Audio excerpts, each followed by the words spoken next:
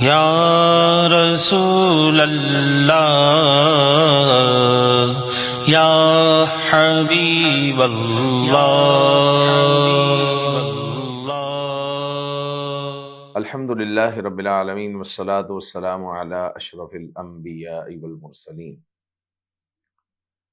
اما بعد فاعوذ باللہ من الشیطان الرجیم، بسم اللہ الرحمن الرحیم۔ قال تعالی فی القرآن المجید: اقیموا الصلاة، وقال تعالی ان الصلاة كانت علی المؤمنین کتابا موقوتا۔ صدق اللہ مولانا العظیم۔ ناظرین محترم، آپ میم ٹی وی دیکھ رہے ہیں اور میم ٹی وی پہ مختلف پروگرامز آپ کے لیے پیش کیے جاتے ہیں جو کہ اصلاحات پر مبنی ہوتے ہیں کہ ہماری اصلاح ہو اور دینی معلومات میں اضافہ در اضافہ ہو۔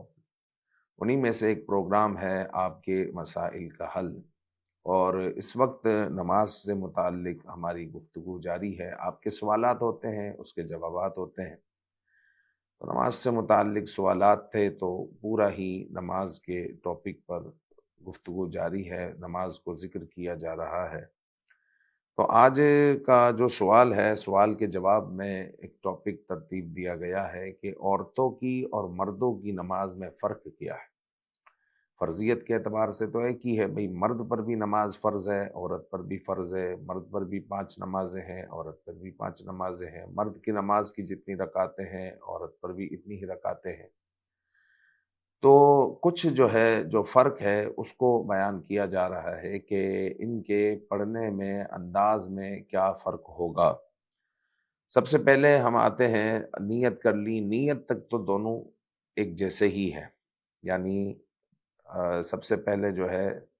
وقت، نیت، استقبال قبلہ اور طہارت، ستر عورت، ان 5 چیزوں کو لیں تو ان 5 چیزوں میں تو دونوں اکٹھے ہیں کہ طہارت دونوں کی ہونی چاہیے، ستر عورت دونوں کا ہونا چاہیے، لیکن دونوں کا ایک جیسا نہیں ہے۔ مرد کا ستر اور ہے، عورت کا ستر اور ہے، آپ سماعت کر چکے ہیں۔ پھر وقت، نیت، استقبال قبلہ، یہ تو سہم ہے، لیکن آگے پھر آپ آ جائیں تو تکبیر تحریمہ جب کہی جائے گی اللہ اکبر، تو تکبیر تحریمہ عورت بھی کہتی ہے، مرد بھی کہتے ہیں، لیکن دونوں میں فرق یہ ہے کہ مرد جب تکبیر تحریمہ کہتا ہے تو وہ کانوں کی لو تک ہاتھ اٹھاتا ہے، لیکن عورت کانوں تک ہاتھ نہیں اٹھائے گی بلکہ وہ کاندھوں تک ہاتھ اٹھائے گی اور اللہ اکبر کہتے ہوئے ہاتھ باندھ لے گی۔ اب اللہ اکبر عورت نے کانوں تک ہاتھ نہیں اٹھانے بلکہ شانوں تک ہاتھ اٹھانے ہیں۔ اب شانوں تک ہاتھ اٹھا کر اس نے ہاتھ باندھ لیے، تو ہاتھ باندھنے میں بھی مرد اور عورت میں فرق ہے کہ مرد جو ہاتھ باندھے گا وہ ناف کے نیچے باندھے گا، ناف کے نیچے باندھے گا، اور مرد کا انداز کیا ہوگا کہ اپنی سیدھی ہتھیلی کو ہاتھ کے کلائی کے سرے پر، یعنی اس مقام پر وہ رکھ لے گا اور اپنی انگلی سے اور انگوٹھے سے کلائی کو پکڑ لے گا اور 3 انگلیاں اوپر بچھا دے گا اور ناف کے نیچے ہاتھ باندھے گا، جبکہ عورت جو ہے سینے پر ہاتھ رکھے گی۔ اس کو سینے پر ہاتھ باندھنے ہیں، یعنی رکھنے ہیں، اور اس کو اس طریقے سے پکڑنے کی زحمت نہیں کرنی، وہ اپنے سینے پر ہاتھ کو رکھے گی، ہاتھ کو باندھے گی۔ تو عورت کا طریقہ یہ ہوگا۔ پھر مزید یہ ہے کہ ہاتھ باندھنے کا انداز آپ نے سماعت کیا، پھر قیام میں اب عورت اور مرد دونوں قیام میں ہے، تو فرق آپ نے دیکھ لیے۔ اب دونوں قیام میں ہے تو مرد کے لیے یہ ہے کہ مرد جب کھڑا ہوا ہے، قیام میں ہے، تو اس کے پاؤں کے درمیان 4 انگل کا یا پھر 1 بالشت کا فاصلہ ہوتا ہے۔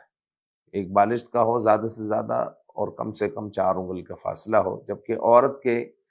عورت کو یہ حکم نہیں ہے۔ عورت اپنے پاؤں کو تقریباً ملا کر کھڑی ہو، تقریباً، یعنی ہو سکتا ہے اس طرح کسی سے نہ ہو تو جس طرح بن پڑے،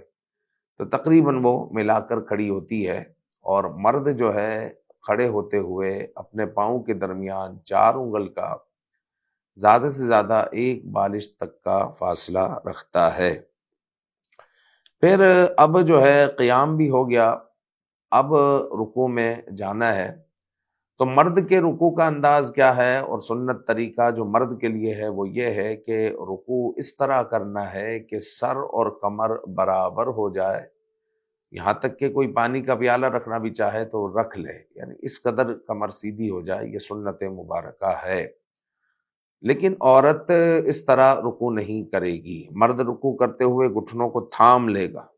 عورت جو ہے قدر رکوع میں جھکے گی اور اپنے ہاتھوں کو گھٹنوں تک پہنچائے گی، صحیح، قدر رکوع میں جھکے گی اتنی کہ اس کے ہاتھ گھٹنوں تک پہنچ جائے اور وہ اپنے ہاتھوں کو گھٹنوں تک پہنچائے گی، یہ عورت کا رکوع ہو گیا۔ جبکہ جو ہے مرد جو ہے گھٹنوں کو خوب پکڑ لیتا ہے، اور رکوع میں پھر بازوؤں کا فاصلہ رہتا ہے۔ جب مرد جو ہے گھٹنوں کو پکڑ لے گا تو اس کے ہاتھ بھی سیدھے ہوں گے، بالکل سیدھے ہوں گے، اور کمر بھی سیدھی ہوگی، اور اپنے ہاتھوں سے گھٹنوں کو تھاما ہوا ہوگا، اور جو اس کا بازو ہے، ہاتھ ہے، وہ بالکل سیدھا ہوگا۔ جبکہ عورت کے بازو میں خم ہوگا اور وہ پیٹ سے قریب ہوگی، جبکہ مرد کے جو بازو ہے وہ پیٹ سے دور ہوگی، کیونکہ اس کے اندر خم نہیں ہوگا جب سنت طریقے کے مطابق وہ رکوع کرے گا۔ پھر مزید یہ ہے کہ اب رکوع بھی ہو گیا اور سبحان ربی العظیم 3 مرتبہ کہے، اور اب آپ کھڑے ہوئے اور اب آپ سجدے میں جائیں گے۔ تو مرد اور عورت کے سجدے میں بھی فرق ہے۔ سجدے کا انداز کیا ہے کہ مرد سجدہ کرتے وقت اپنے جسم کو کشادہ کھلا ہوا رکھتا ہے، یعنی اتنا کھلا ہوا کہ آپ نے سماعت کیا کہ حضور علیہ الصلوۃ والسلام اس قدر کھل کر سجدہ فرماتے کہ آپ کے بارے میں یہ بتایا گیا، روایت کیا گیا کہ حضور علیہ الصلوۃ والسلام کے ہاتھ کے نیچے سے اگر کوئی بکری کا بچہ گزرنا چاہے تو وہ بھی گزر جائے، اس قدر جو حضور علیہ السلام سجدے میں کشادگی فرماتے، اور اپنے کلائیوں کو اوپر کر لیتے، ہاتھوں کو ایسے اوپر ہوتے، اگر نیچے سے اگر کوئی بکری کا بچہ بھی گزرنا چاہے تو وہ گزر جائے۔ تو مرد کا جو سجدہ ہے وہ یہ ہے، مرد اپنی کلائیوں کو زمین پر نہیں بچھائے گا، اور اگر بچھائے گا تو یہ مکروہ تحریمی ہے، مرد کے لیے جائز نہیں کہ کلائیاں زمین پر بچھائیں اور سمٹ کر سجدہ کرے، یہ مرد کے لیے درست نہیں ہے۔ تو سرکار دو عالم صلی اللہ علیہ وسلم کشادگی کے ساتھ سجدہ فرماتے، تو مرد کے لیے یہی حکم ہے کہ وہ کشادہ ہو کر سجدہ کرے، جبکہ عورت اپنے جسم کو سمٹ کر سجدہ کرے، یعنی اس کی رانیں اس کی پیٹ سے لگ رہی ہوگی، پنڈلیاں اس کی رانوں سے لگ رہی ہوگی، اور جناب عالی وہ بالکل سمٹ کر سجدہ کر رہی ہوگی، جبکہ مرد کشادگی کے ساتھ سجدہ کر رہا ہوگا۔ تو مرد کے اور عورت کے سجدے میں بھی فرق ہے کہ سجدے میں بازوؤں کا بچھانا، مرد سجدے میں اپنے بازوؤں کو زمین پر نہ بچھائیں بلکہ اٹھائے رکھیں، جبکہ عورتیں اپنے بازوؤں کو زمین پر بچھا دیں۔ سجدے میں بازوؤں کا پہلو سے فاصلہ، مرد سجدے میں بازوؤں کو اپنے پہلو سے جدا رکھیں، جبکہ عورتیں اپنے بازوؤں کو پہلو سے ملا دیں۔ پھر سجدے میں پیٹ کا رخ، مرد سجدے میں اپنے پیٹ کو رانوں سے دور رکھیں،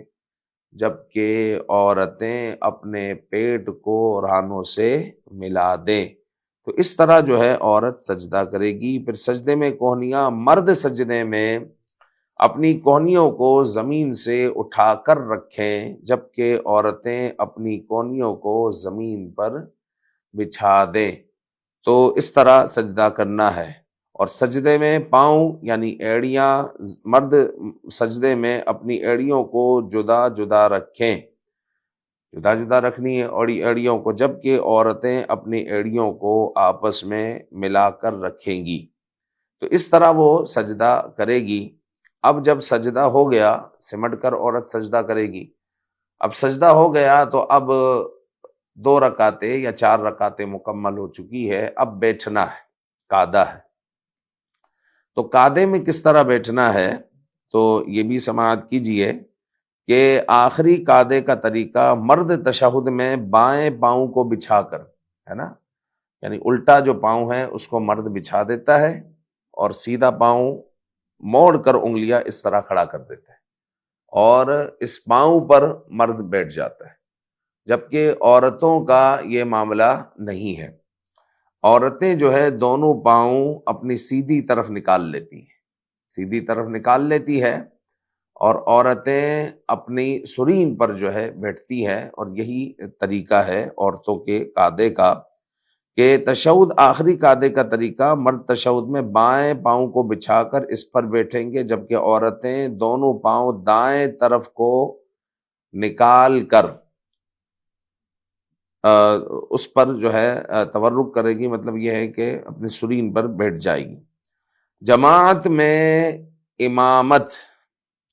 مرد فرض نمازوں میں امامت کرائیں گے جبکہ عورتیں مردوں کی امامت نہیں کروا سکتی۔ یہ بھی ایک فرق ہے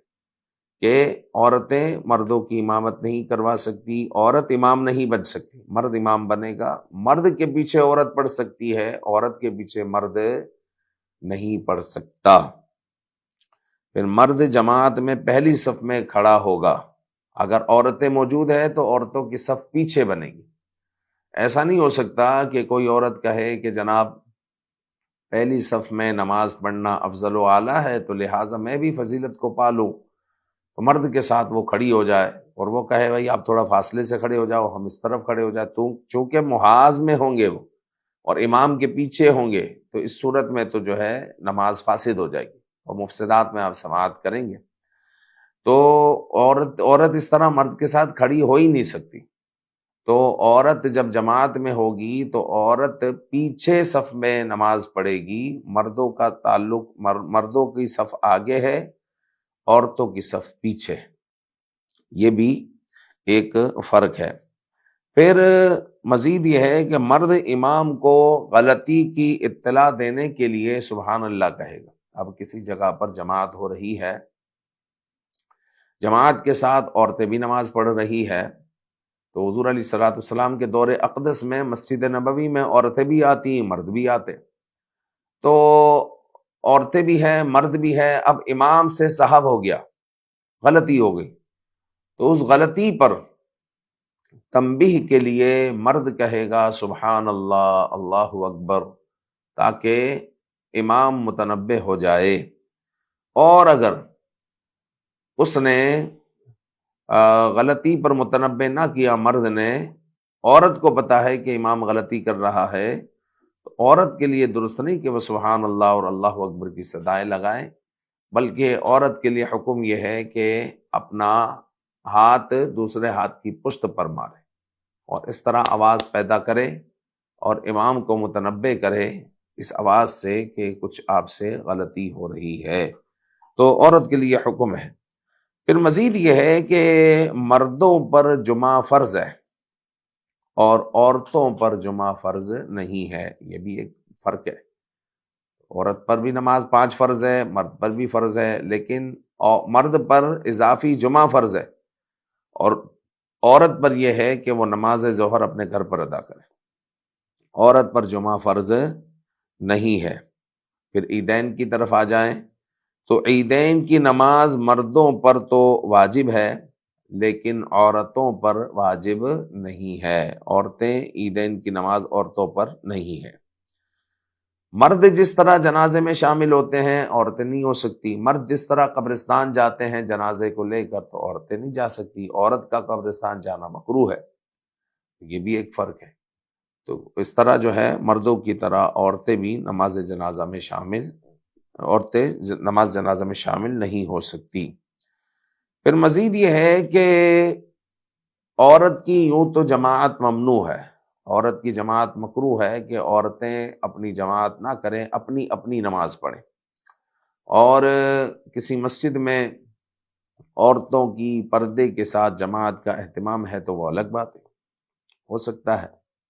اگرچہ حضرت عائشہ نے اس کی ممانعت فرمائی کہ حضور علیہ الصلوۃ والسلام ہوتے تو ضرور منع فرما دیتے کہ اب عورتیں مسجد میں نہ آئے، لیکن موجودہ حالات کے پیش نظر عورتیں ہر جگہ جا رہی ہے، شادی میں اس کو جانا ہے، ولیمے میں اس کو جانا ہے، بارات میں اس کو جانا ہے، بازار میں اس کو جانا ہے، شاپنگ کرنے مال میں اس کو جانا ہے، ہر جگہ جا رہی ہے۔ تو پھر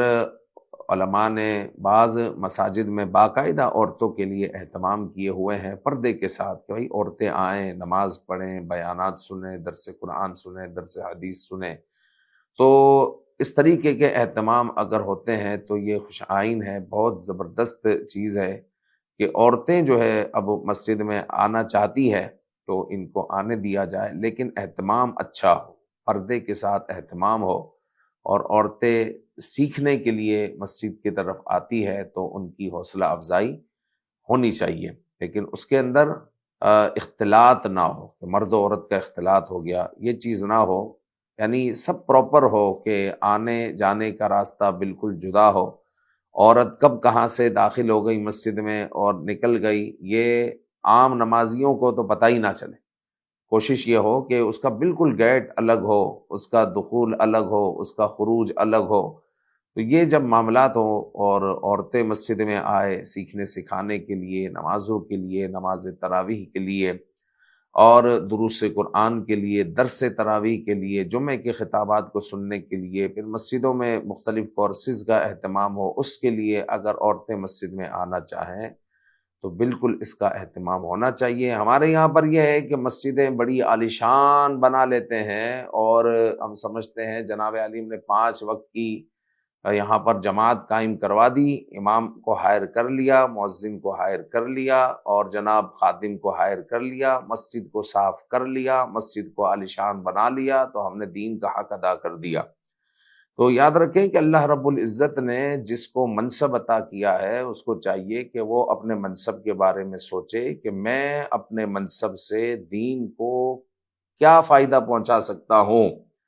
اگر وہ دین کو فائدہ پہنچا سکتا ہے، اس کے اندر ایبلٹی ہے، اس کے اندر صلاحیت ہے تو ٹھیک ہے، ورنہ جو ہے اس کو چاہیے گھر پر آرام کرے۔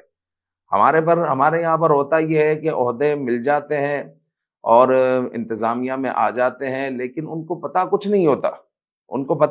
ہوتا، کہ دین کا کام کرنا کس طرح ہے، کس طرح دین پر چلنا ہے، کس طرح دین پر چلانا ہے،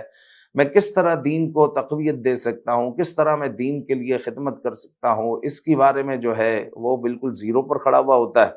لیکن اس کو عہدے سے ہٹنا نہیں ہے، عہدہ اس کو چاہیے۔ تو اس کو چاہیے کہ پھر مفتیان اکرام سے رابطہ کریں اور پوچھے کہ ہم کس طرح بہتر سے بہترین انداز میں اپنی اس مسجد کی عظیم عمارت کو استعمال کر سکتے ہیں۔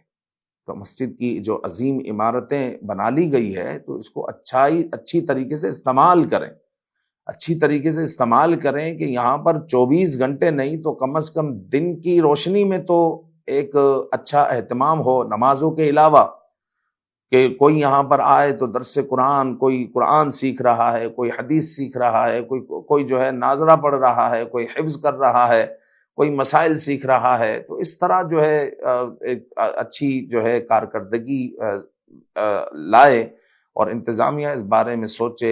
بچار کرے تو ایک بہترین جو ہے اہل سنت کو یہ تحفہ دے سکتے ہیں، اہل سنت کو تحفہ دے سکتے ہیں۔ اس وقت اہل سنت کی جو ہے کامیابی کی راہ میں سب سے بڑی رکاوٹ یہی ہے کہ ہمارے جو ہے لوگ انتظامیہ میں تو آ گئے ہیں لیکن وہ سمجھتے ہیں ہم نے 5 نمازیں یہاں پر پڑھوا لی، جمعہ کا عظیم جمعہ کا ہم نے اہتمام کر لیا تو ہم نے اپنا حق ادا کر دیا۔ تو جناب آپ کو اور آگے چلنا ہے اور بڑھنا ہے۔ کیا آپ اپنے بزنس کے بارے میں نہیں سوچتے کہ آپ کی ایک دکان ہوتی ہے تو آپ چاہتے ہیں کہ جو ہے اب میری 2 دکانیں ہو جائیں،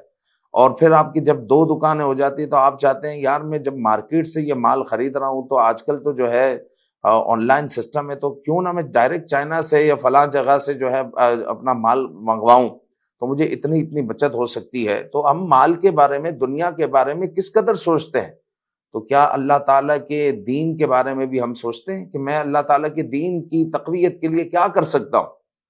تو اگر نہیں کر سکتے تو خدا را ایسے لوگ سائڈ پر ہو جائے، ایسے لوگ آرام فرمائے،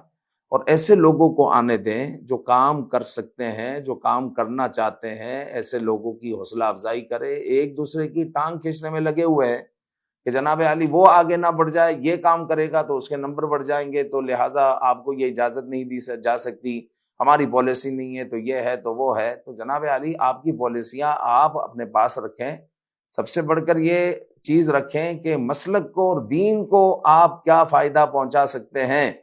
مسلک اور دین کو آپ فائدہ پہنچا رہے ہیں کسی چیز سے تو آپ جو ہے گڈ ہے، زبردست ہے،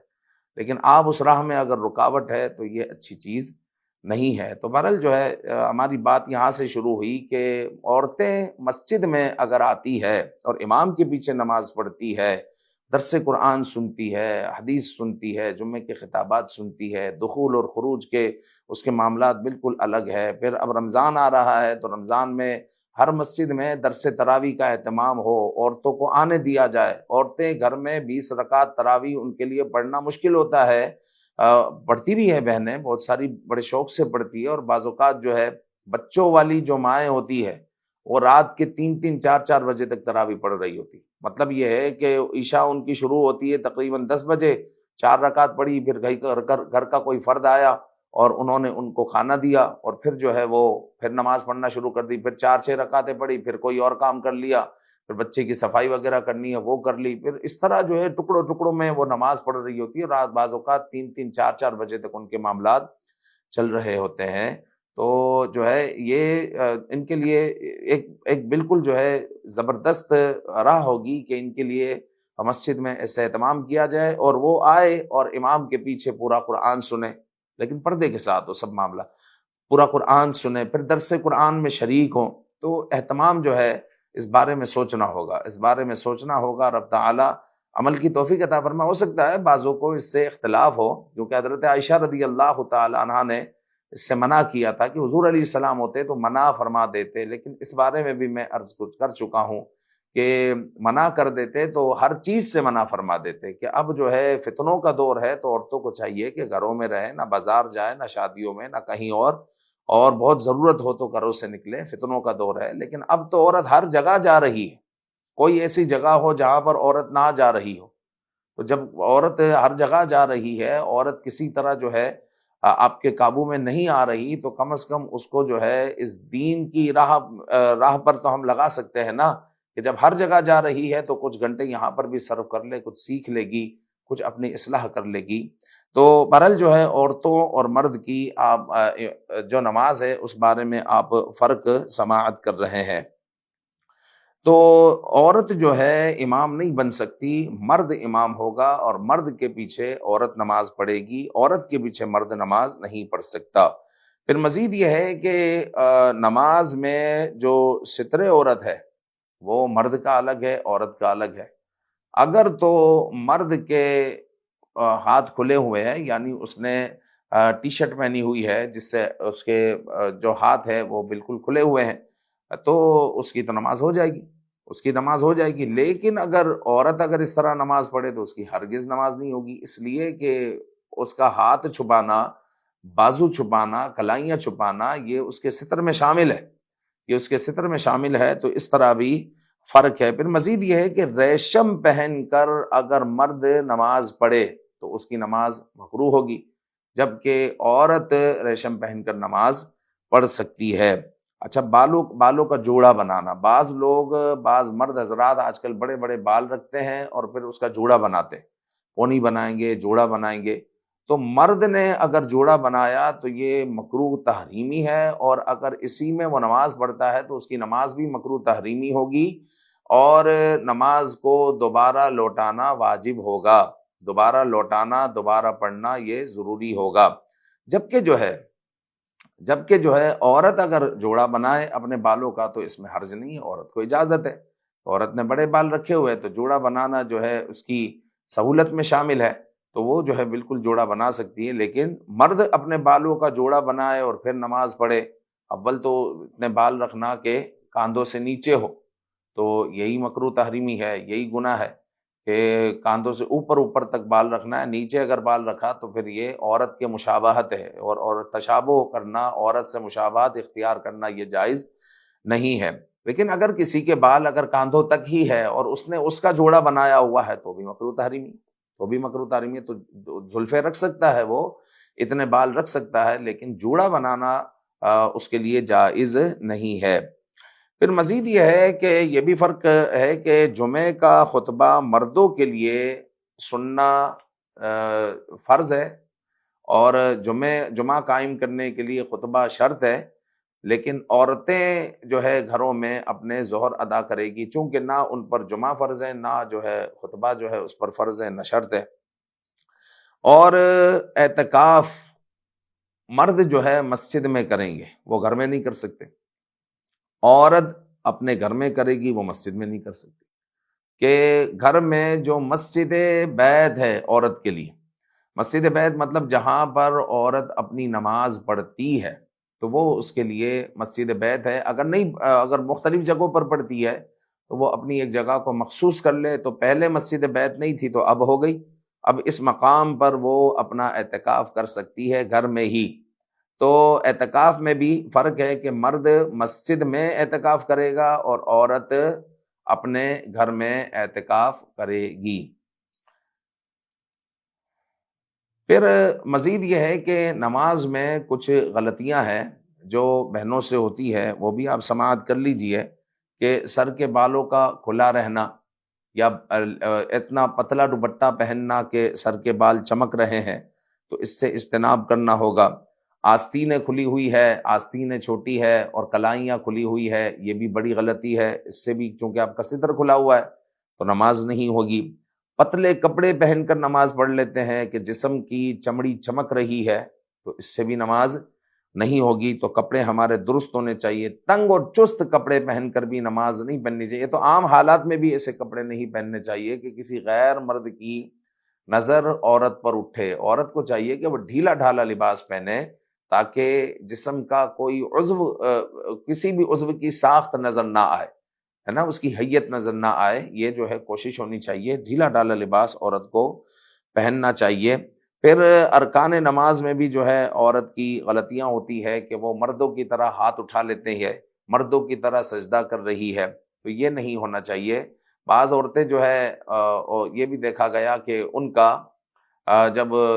سبحان ربی العظیم ختم ہوتا ہے تو وہ کہاں کھڑا ختم ہو رہا ہے؟ جہاں ربنا لک الحمد کہنا ہے، اور ربنا لک الحمد کہاں پڑھ رہے ہیں؟ سجدے پر جاتے ہوئے۔